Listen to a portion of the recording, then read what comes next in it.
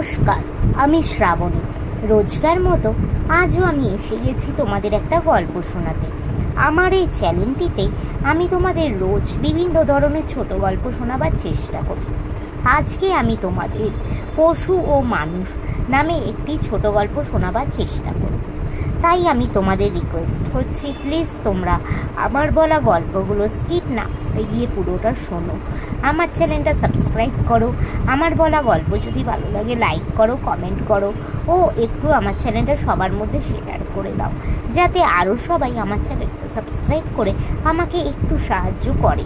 আমি যেহেতু একজন শারীরিক প্রতিবন্ধী, নিজের প্রতিবন্ধকতাকে ভুলে তোমাদের এই গল্প শোনানোর কাজটা শুরু করেছি।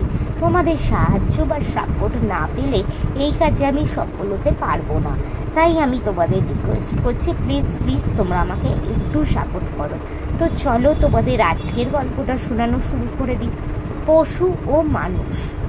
দেবতা ডিউসের আদেশে প্রমিথিউস পৃথিবীতে পশু ও মানুষ দুই ধরনের জিনিস সৃষ্টি করলেন। কিছুদিন বাদেই পশুর সংখ্যা বেড়ে গেল। তখন দেবতা ডিউস প্রমিথিউসকে বললেন, পশুর সংখ্যা বড্ড বেশি হয়ে গেছে, এদের কিছু সংখ্যককে তুমি মানুষে পরিণত করো। দেবতা ডিউসের কথা মতো প্রমিথিউস কিছু পশুকে মানুষ করে দিলেন।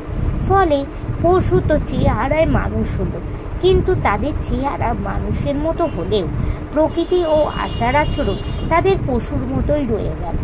ফলে সেই সব পশু স্বভাবে মানুষের পৃথিবীতে একটা বড় সমস্যা হয়ে দাঁড়াতে লাগলো। নমস্কার। তো বন্ধুরা, আজকের গল্পটা এখানেই শেষ হলো।